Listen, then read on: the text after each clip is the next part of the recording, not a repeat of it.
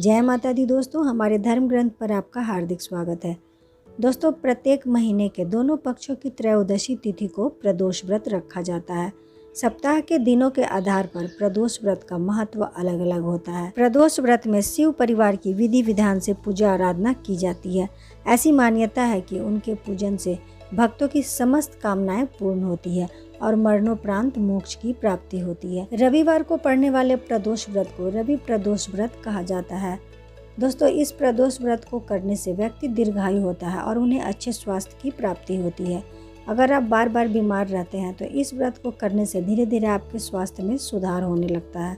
रवि प्रदोष व्रत के दिन भगवान शिव और माता पार्वती की पूजा आराधना करनी चाहिए और इसकी व्रत कथा जरूर सुननी चाहिए।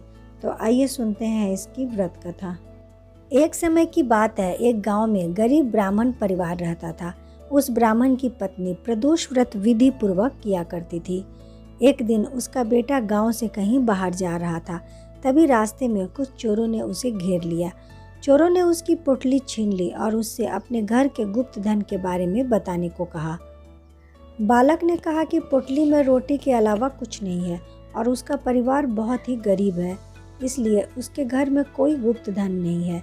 चोरों ने उसे छोड़ दिया और आगे बढ़ गए। वह बालक नगर में एक बरगद के पेड़ के नीचे छाए में सो गया। तभी राजा के सिपाही चोरों को खोजते हुए वहां आए और उस बालक को ही चोर समझकर ले जाकर जेल में बंद कर दिया।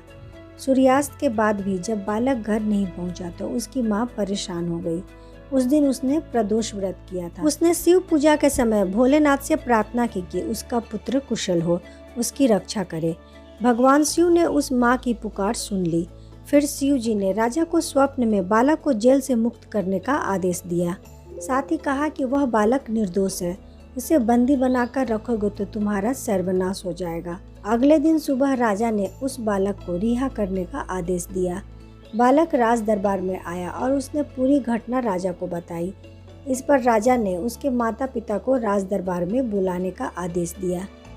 ब्राह्मण परिवार दरबार में बुलाए जाने के आदेश से डरे हुए थे। जैसे तैसे वे दरबार में गए। राजा ने कहा कि आपका पुत्र निर्दोष है, उसे मुक्त कर दिया गया है। राजा ने ब्राह्मण परिवार की जीविका के लिए 5 गांव दान में दिए। भगवान शिव की कृपा से वह ब्राह्मण परिवार सुखी पूर्वक जीवन व्यतीत करने लगा। इस प्रकार प्रदोष व्रत की कथा संपन्न होती है। दोस्तों, अगर वीडियो पसंद आए तो इसे लाइक करें और फैमिली फ्रेंड्स में शेयर करें। चैनल पर अगर पहली बार आए हैं तो इस प्रकार की वीडियोस के लिए इसे सब्सक्राइब जरूर करें और साथ में बेल बटन प्रेस करें। इससे मेरे सभी वीडियो के नोटिफिकेशन आपको मिलते रहेंगे। मैं मिलती हूँ नेक्स्ट वीडियो में। जय माता दी।